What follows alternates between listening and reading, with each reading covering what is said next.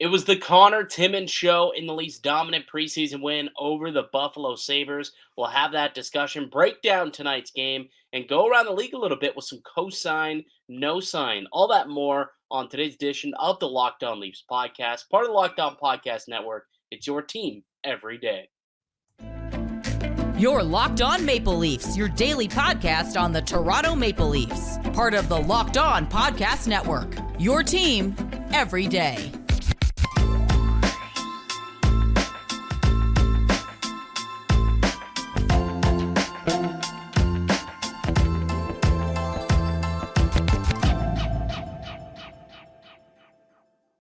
Hello and welcome into the Locked On Leafs podcast, a daily Maple Leaf-centric podcast hosted by myself, Mike DiStefano, and my co-host, Dave Morassutti. We're coming at you right after the Leafs just downed the Buffalo Sabres, getting their first win in preseason. A 5-2 was the final out at Joe Thornton Community Centre in St. Thomas. And it was interesting when they have those games at rinks that aren't NHL buildings. It's difficult to kind of know what's going on from a statistical perspective. I quickly realized there's no shot clock, and then you go onto the score app to go see, okay, well, what's going on? Who's got the goals? Who's got the points? How much ice time does somebody have, hits, whatnot? And that's also not tracked by them. And it's just I got to go and search for all this information now. And it makes things very difficult for guys like us when they play in these rinks. But it's cool for the community. And it looked like, all the kids and families who are in the St. Thomas area at Joe Thornton Community Center enjoyed themselves with a nice Leafs victory tonight.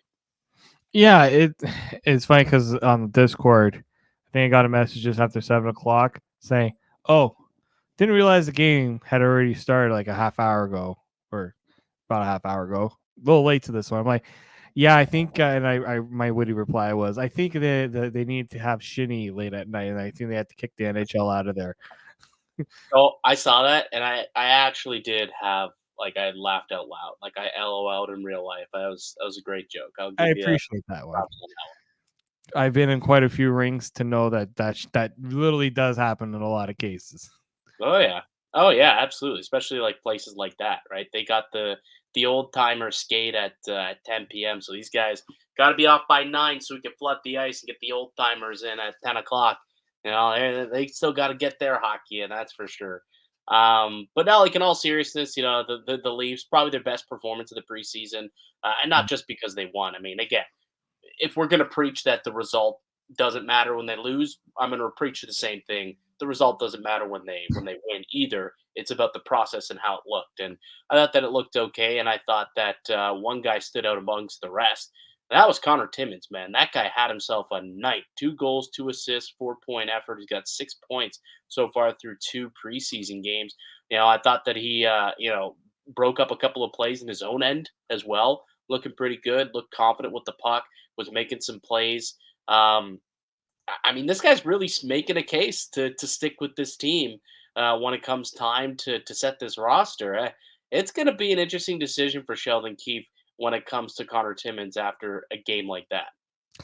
Remember when I said that I wasn't really Conor Timmins was all right in that first preseason game, and somebody in the comments said, he had 2 assists in the game. Give him a little more respect. I'll give him that. He puts up points. But now we're seeing that maybe, he's that's all he does now. He puts up offense when I've been complaining that the Leafs don't have enough guys that put up offense. And Conor Timmins is like, "Hey, dummy, I'm right here." I'm here to put up offense. And not cheap offense, right?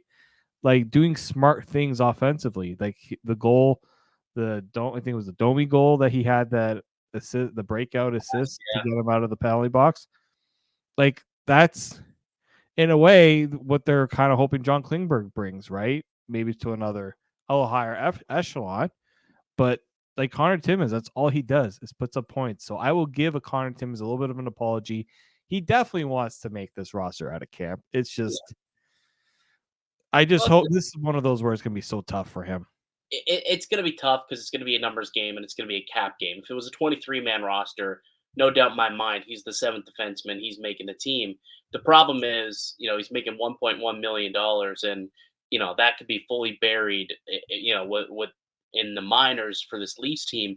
But if he's playing like that, I mean, this guy's not going to get through waivers, right? So now the Leafs are going to have to think to themselves, okay, how can we keep this 1.1 on the books, and then also somehow ice a full, 20-man roster opening night? I don't know, man. It's going to be interesting. Potentially, um, there could be a much easier route in that happening, and that would be if an injury occurred, and we did see an injury happen in tonight's game. It sounds like John Klingberg, who did leave the game in the first period, did not return in this game. Sheldon Keefe post game said that just a little tightness, felt tight, something acted up, and he decided to stay out of the game, and he'll be reevaluated tomorrow. But if Klingberg is out or misses some time, due to some injury, that makes things a lot easier to try and fit in a guy like Conor Timmins, who could literally fill in as a right shot defenseman who could kind of take over some of that playmaking ability from the back end. But before we move on to Klingberg, I just like Conor Timmins. You said it. All he does is actually provide some offense when he's out there. Like last year, played 25 games with the Maple Leafs, had 14 points. And that 14 points was, you look at points per 60, led all Leafs defensemen in points per 60 with 2.15 points per 60. Morgan Riley just 1.74. So, a pretty good lead in that category as well. So very productive whenever he's out there, and that's in limited minutes. So good things are happening when this guy's on the ice. He's still only 25 years old, which means, he still could turn into something. We know he's lost a lot of development due to the concussion issues and the injury woes earlier in his career. But if he can stay healthy, this could be a make or break year for Conor Timmins. And, the way that he's looked so far through a couple games here in preseason, he's making a strong case that he does deserve to be with this Leafs team because what we were getting back to earlier, Dave. I think there's a lot of clubs out there that would look at Conor Timmins if he hits the waiver wire that will be looking to make a claim and bring him onto their team. I think so. I have this discussion with someone that says, is Kyle Dubas just going to swoop in and take Conor Timmins again? Good. Right? Like he could if Pittsburgh has the cap space for it. But in this case, when you have an injury to an offensive defenseman like John Klingberg, you don't feel bad about losing him if you have a Conor Timmins right behind that can step in. It'd be nice if his cap hit was a little bit lower, so then you could, realistically see a way to get him onto the team. But yeah, that's a tough one because like the Leafs have had those issues over the years where they just like we can't keep this guy because our cap space is so like I look at when they had. Well, maybe this is not it was a cap related reason, but it wasn't a player that I was sad to. It was like when Jimmy Vesey was taken. There was two guys actually. It was Vesey and somebody else taken that was taken by Vancouver. It was another forward. Yeah, he was playing on Washington, had a decent season actually for Arizona. Tyler Boyd, right? Like it's guys like that where okay, yeah, they're not staples in the lineup, but they're just solid players that you want to keep around. But then the salary cap's like, well, sorry, you can't. And now other teams is like, okay, we're gonna take you from the Leafs.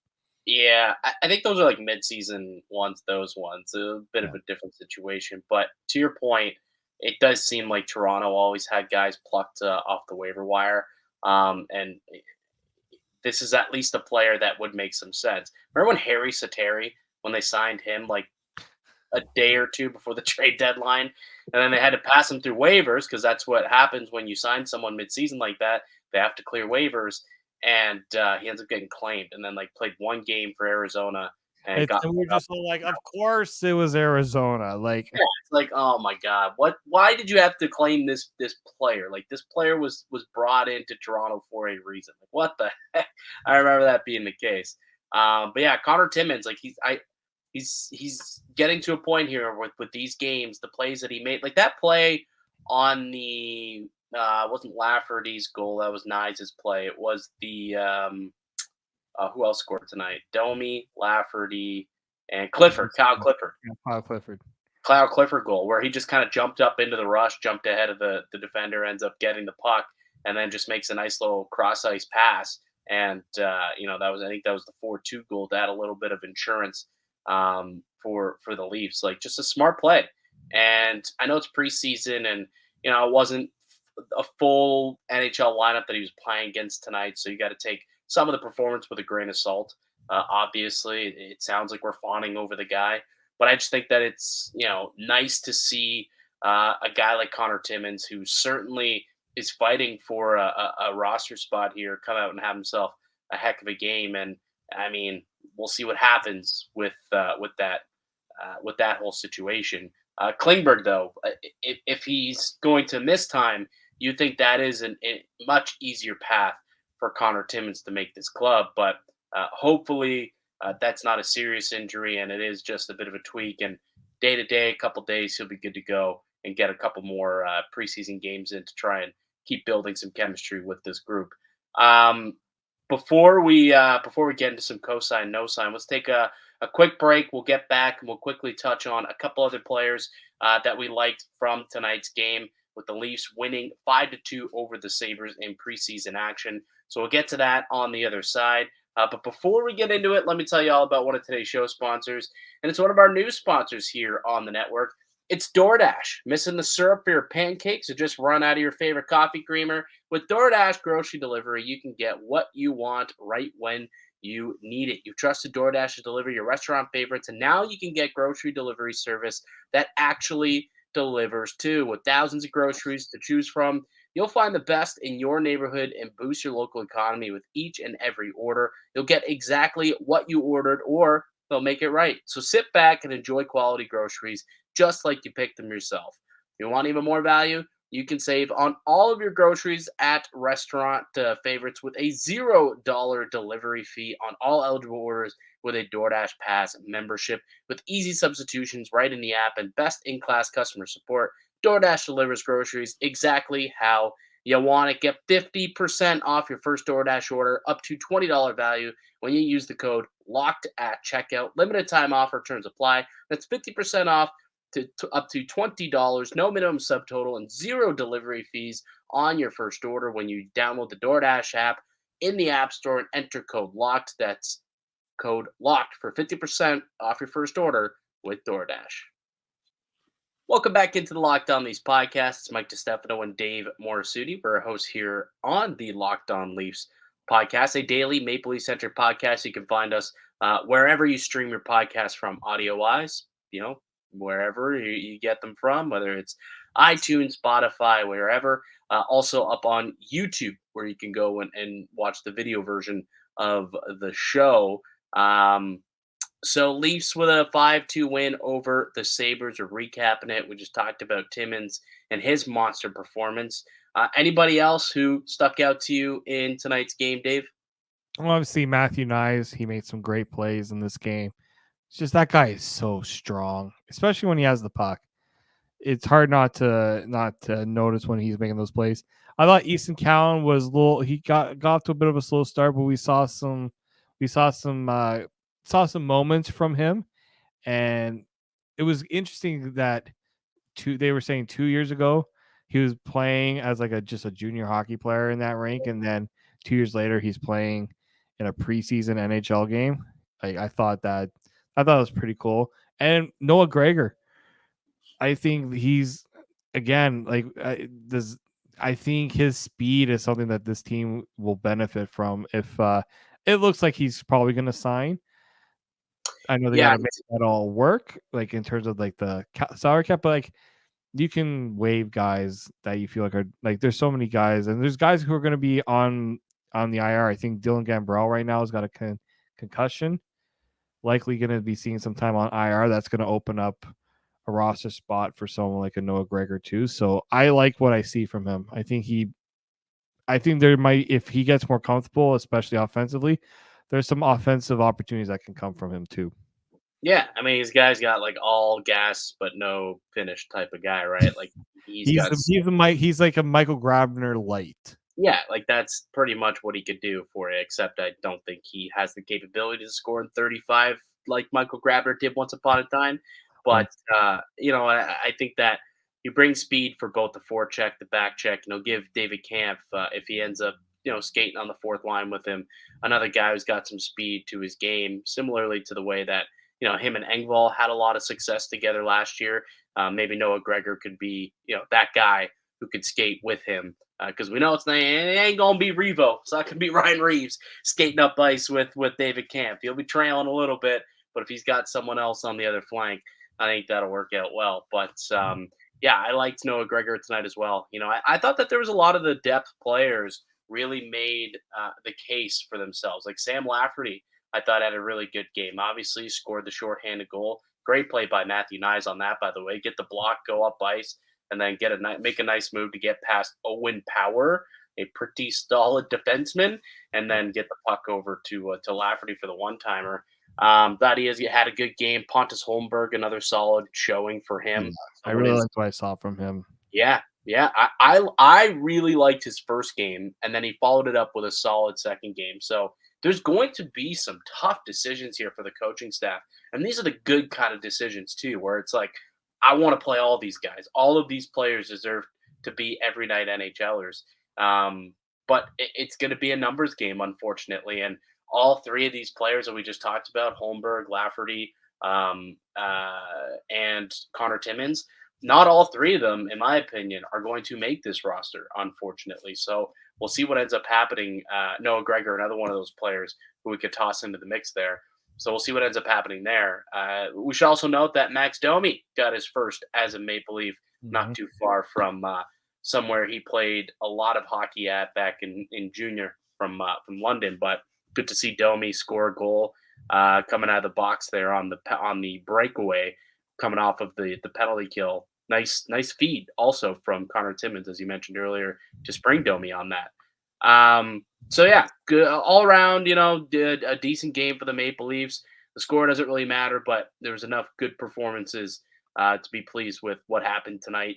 I would say the lone, thing that we're all going to be wondering about is how serious is this Klingberg injury? Is it just a little blip day to day, or is it something that might linger? Again, we'll have more information on that tomorrow when he sees the doctors and when the Leafs let us know what's up with him.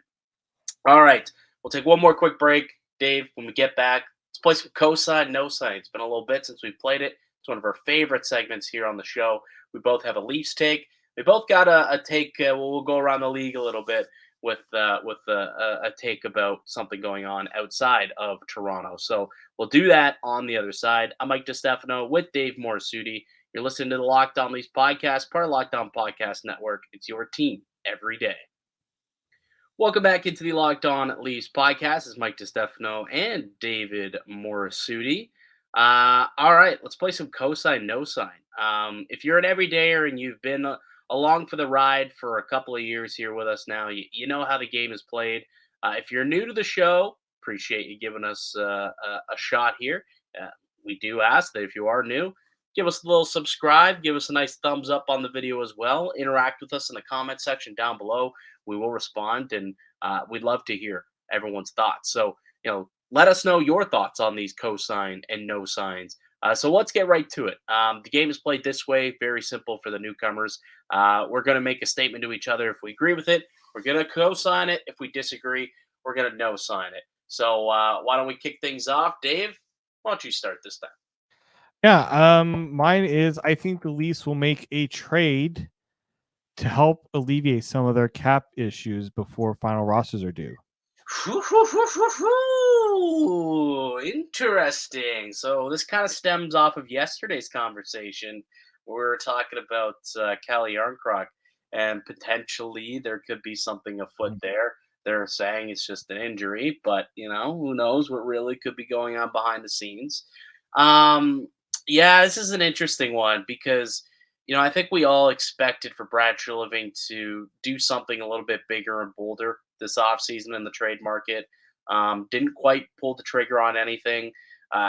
I'm not sure if he's going to in the next couple of weeks either. So I think I'm going to no-sign it for now. It'd be nice if he could bring in a solid defenseman, a top four type guy to help this club. But I don't know if I see it happening at this point, midway through camp. So I'm going to no sign it. I just don't see it happening. Well, I wanted to throw it out there. Well, who else outside of Yarncroc do you think could be considered a possibility to open up cap space though? Like he's kind of the only guy. If you feel like Conor Timmins isn't going to make your team, like if you're gonna have to put on waivers, I would be trying to see if a team will give you anything for him. Okay, so you're including like some depth. Yeah, like just something like that, even because I don't like the idea of losing Conor Timmins for nothing or having them go on waivers at this point because you need the defensive depth. But if you're planning on him not being on your roster, like just see if a team will give you anything for him because it'd just be like a waste to just let him walk to another team.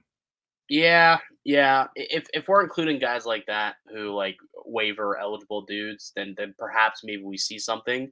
But I don't see that as a cap clearing move though. So that's kind of why I no signed it. But might we see one trade of some kind from the Maple Leafs by the start of the season? I think that could be there could be a case for that, a little depth move of some kind. All right, solid. Cosign, no sign, Dave. We kind of talked about this a little bit, so you stole the thunder. Oops. But my cosign, no sign, Noah Gregor will be in the Leafs opening night lineup. I'll co-sign that. They clearly liked something with him when they signed him on that PTO. Yeah. And it's not like you can say, okay, Noah Gregor, who's doing what Noah Gregor's doing right now in terms of bringing that speed element to the lineup. There's not a lot of guys that have the speed he provides, like the breakout speed. Maybe Lafferty is like his closest comparable. Other than that, like I don't know who else I can say that brings that. And like when I talk about speed, I mean breakout speed and just the hustle. And as you said, all gas, no break. Mm-hmm.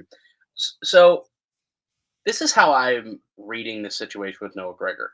Very similarly to the Zach Aston Reese situation a year ago here in Toronto. He was on a PTO, but there was always an understanding that he was going to sign a contract with the team. But for whatever reason, it's a PTO right now. I've always kind of had that same feeling about Noah Gregor. Like there's an understanding that he is going to sign and he's going to be a Maple Leaf. Things would have really had to have gone bad during this PTO for it not to happen, which the opposite has occurred, where I think he's actually kind of played well and certainly has earned a roster spot. But I feel like it was almost a given that he was going to earn a contract anyways. I think it'll be somewhere like league minimum, probably is what he'll end up making, which will obviously make it a lot easier to fit that into the cap as opposed to some of the other guys who are fighting for one of those fourth line roles, which is why he could end up on the opening night roster, and some of these other guys might not, like a Nick Robertson or potentially, Pontus Holmberg. Weirdly, I heard something about Matthew Nyes, just based off of contract situations. There's a possibility where they may not be able to allow Nyes to dress in the first night for whatever reasons. I don't know if that will come to fruition, but I did see something about that. But I think Noah Gregor is a guy who is pretty much penciled in as an every night fourth liner for this Leafs team right now. So I'm with you. I think he's there as well. If you really want to get Leafs fans upset, don't have Matthew Nyes in the opening night lineup because of cap reasons. That will get way more. Remember it happened last year though with Nick Robertson. Nick Robertson earned a spot on the roster over Dennis Mulligan. Now, Dennis Mulligan, it's not that he didn't play well, but like Robertson, a lot of people, if contracts and cap and whatnot were not a problem, Robertson would have gotten the nod over Mulligan. But because Mulligan, was waiver exempt and was cheaper, or wasn't waiver exempt, and Nick Robertson was, and Mulligan was cheaper, he made the opening night lineup, and he ended up playing the first couple of weeks in the season before eventually getting traded. But so it's something we've seen happen before, right? So that's why it could happen again, depending on how everything plays out with this team and with the cap, and if they want to try and keep Conor Timmins and try and keep some other players, or maybe they do make a trade. or maybe John Klingberg ends up on IR for a week or two to start the season, and then none of this matters when it comes to trying to fit things in the cap and finagle and Brandon Pridiming things. Maybe they'll just be able to take the best players.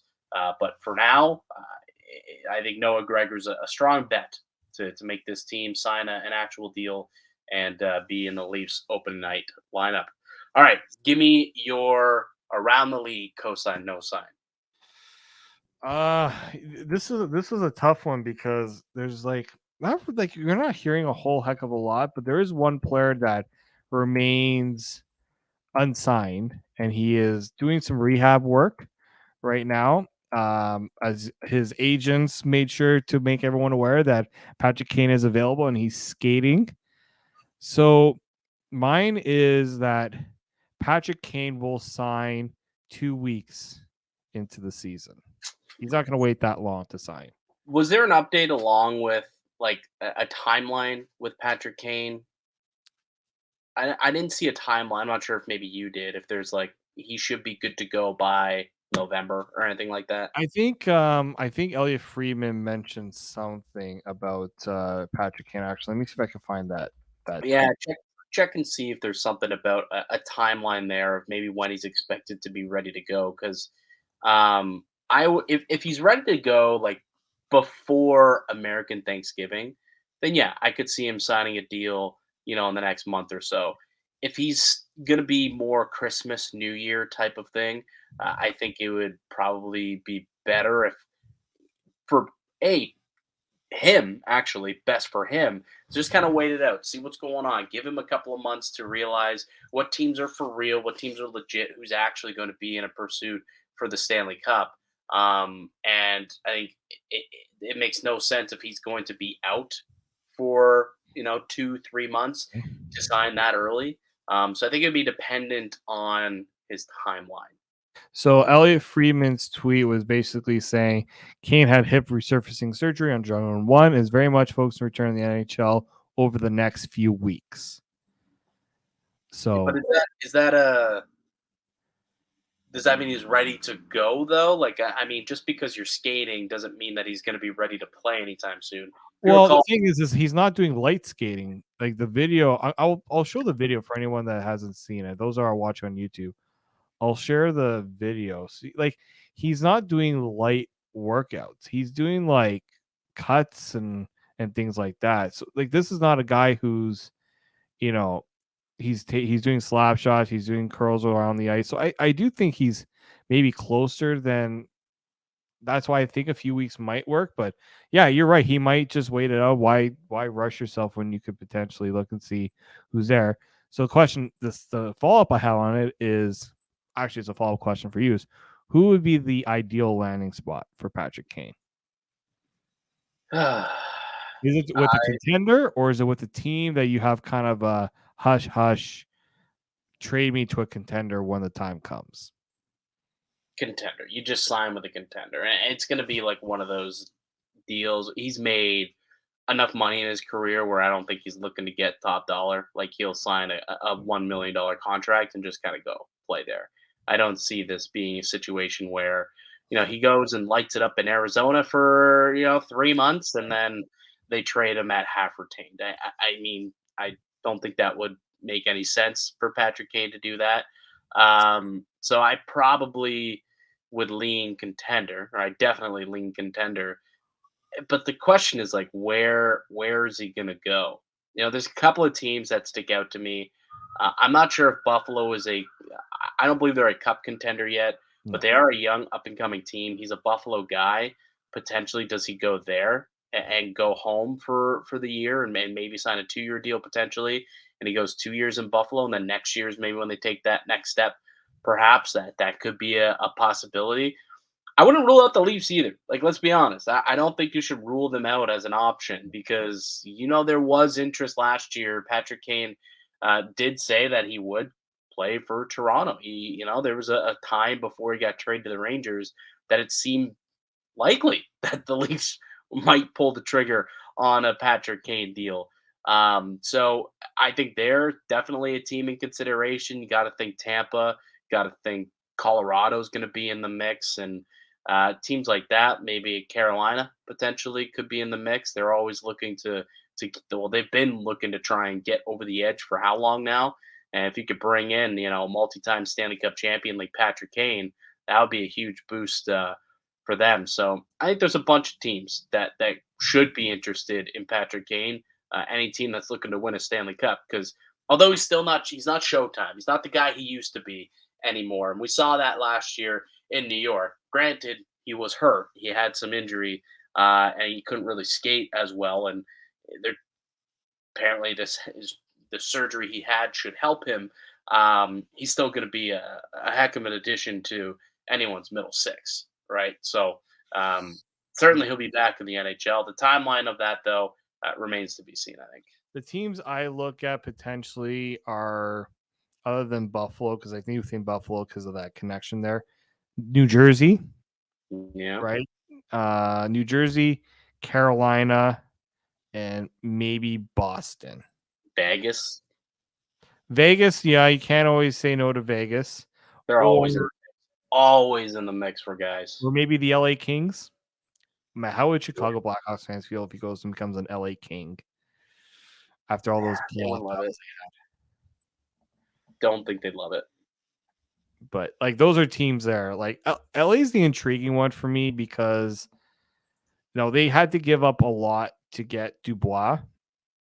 Wouldn't it be nice if they could add a little bit of offense to that? And I think Patrick Kane would fit in a lot of ways on that team. Yeah, he totally would. Yeah. Well, we'll see what happens. That's a story to kind of monitor throughout the first few weeks of the NHL season. Where does Patrick Kane land, and when did Patrick Kane sweepstakes occur? All right. Cosign, no sign, Dave. One of Shane Pinto, Trevor Zegras, or Jamie Drysdale will continue their holdout, miss the entire training camp, and even some regular season games. Pinto's one where if Ottawa makes a trade to get rid of some cap space, I could see him signing. So I think he's the one where I feel like they're closer. They just got to figure out a way to make room for it. Which is weird because the Ducks have the most cap space of any team in the I honestly think if I'm picking a guy, it's Trevor Zegras. He just seems to be I think he's digging in his heels really, and like Drysdale is the one that surprised me that they're not done that one yet because of his role and what he is to that team. Zegras, I'm not as surprised. It feels like maybe they're trying to dig in with him for some reason. Well, Zegras is delusional if he thinks he's worth Jack Hughes' money. Well, yeah, a lot. Yeah, for sure. He is, and I don't know what the numbers are that are going back and forth between Zegras and the Anaheim camp. I don't know if you've seen any figures. I think Kelly Freeman actually had that in 32 Thoughts. Perfect. Let me find that. I don't want to. It's on my reading list tonight. Actually, his latest 32 Thoughts. That came out just after our episode the other day when we recorded.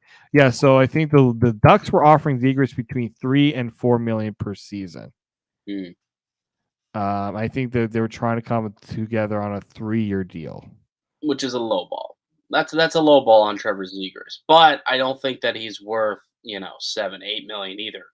I think somewhere in the middle you come up with a contract.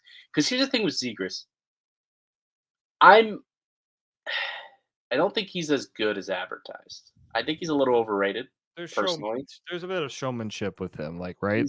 He's very much a show pony. Like when you actually watch his games, he's not doing a whole lot. He's not that great in his own end. And I know he's playing for a pretty trash team out in Anaheim. There's not a lot of help there, but he only is 2 straight years where he's only put up 60 points. For a guy who is touted as a franchise player and a transcending player in the National Hockey League, you'd think he'd put up more than 60 points if he's being touted as an offensive star in the league. You know what I mean? Right. I think Zegras is a little overrated. So, and I think they look at that too, and they're like, well, you don't actually perform like some of the superstars in the league who are getting these contracts. Like, I think he's a guy who's probably in the $4 to $5 million range, maybe like a Tyler Bertuzzi type of deal where he can sign, 5.5 million on like a 2-3 year deal, and then punt it down the road for a couple of seasons, a little bit of a bridge, and then see where things are at when the cap grows. And then also kind of you look and say, okay, did you eclipse that 70, 80 point totals? Are you now a point per game guy? Did you take that next step, at 23, 24, 25 years old? I think that would be best case scenario for both of those sides. That being said, I guess the question was, are they going to continue to hold out? Are both sides going to be that dumb where they don't come to an agreement? It'd be brutal if any of these players, like, they're all very young and they need to play games and they need to be there in camp and get the ball rolling, start the season on time. Um, but we've seen it before here in Toronto, right? Willie did it. Marner Yeah, took it all the way to like the start of training camp, but he made it to camp. These guys aren't in camp; they're halfway through. We'll see if they end up signing deals at some point here, and if not, gonna miss some regular season games, and that's gonna cost them money. yeah. Let's see what Pat Brisson. Pat Brisson's got some work to do for Zegras. I don't know who Drysdale's agent, but yeah, it's going to that. Those are going to be some very interesting contracts and situations. Anaheim should be the easier one to figure out because they don't have the cap issues that Ottawa has. Ottawa literally needs a bailout. Yeah. Well, looks like Matthew Joseph. I was kind of perusing Twitter tonight, while watching the Leaf game. Sounds like he's having himself a night for the Senators. So, and that's a player that is being kind of shopped around as a guy who they're looking to clear like 3-ish million off the books, and he's showcasing himself tonight to some teams. He I certainly think is. Flyers. I think Friedman did say the Flyers Yeah. were a team that, but they're not going to make it easy. They're going to tell the Senators, "You're going to give us this half decent player, but you're also going to give us assets." I can't wait for that to happen, so we can because it's not just the Leafs that have to do that stuff anymore. Well, here's the thing with the Sens. Like, here's why they have such little cap space. A, they've signed their entire core to like $8 million deals, but Yeah. on top of that, they've got $5 million in dead money. Like, they're paying money to Bobby Ryan, Colin White, and Michael Del Zotto for buyouts, and then Matt Murray's retention is still on their books, 1.5 million. Like, Toronto gets the relief off LTIR, but the Sens don't get any relief from that. That's on their books still. So they kind of got screwed over because that's probably where some of that money is for, to kind of bridge the gap here when it comes to Shane Pinto. Like that's close to what, $5 million there. So Yeah, I mean, that would for sure. I think I heard like he only wants like maybe a 1-year deal at like 2.5, 3 million. Like, basically just give me Joseph's money and then we're good. So if they can move on from Joseph, and again, if he's going to perform like he did tonight in the preseason, a team's going to want to be like, okay, I want that guy. Actually, I know it's helping the Senators, but it's also going to help our team if he's going to turn into a decent top 9 forward for our group. So yeah, you can sit there and you could say, hey, you got to give us, this, that, and the other if you want us to help you and take off Joseph. And it's like, well, do you want this really, this player who looks like he might be finding, his foot in the NHL as a 24-year-old player? If so, okay, give us a draft pick. Like, we don't need to add sweeteners. Just give us a 4th, 5th round draft pick for this player, and you have a useful guy. I don't know. We'll see what happens there. It's going to be it's going to be a interesting next couple of weeks here for all 3 of those free agents. Did you co-sign or no sign, by the way? I can't remember now. I don't know if we came to a conclusion. So co-sign or no sign that one of those 3 players don't sign a deal and continue their holdout and miss regular season games. Oh, no, I co-signed because I said that Trevor Zegras was going to hold out longer. Right. Okay. Gotcha. I said it without giving you the. It's almost like when you propose to someone, then they get all emotional. It's like, you haven't said yes or no yet. Yeah. It's like, that's what I did to you. Yes. Is that?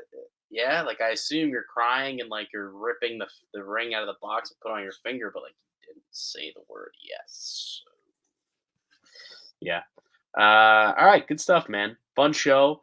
At least we finally got to talk about a win for the first time this year. The people in the comments who complain that we are apologists for the Leafs sometimes when they lose, And there you go. They won you a game, and Took them long enough, huh?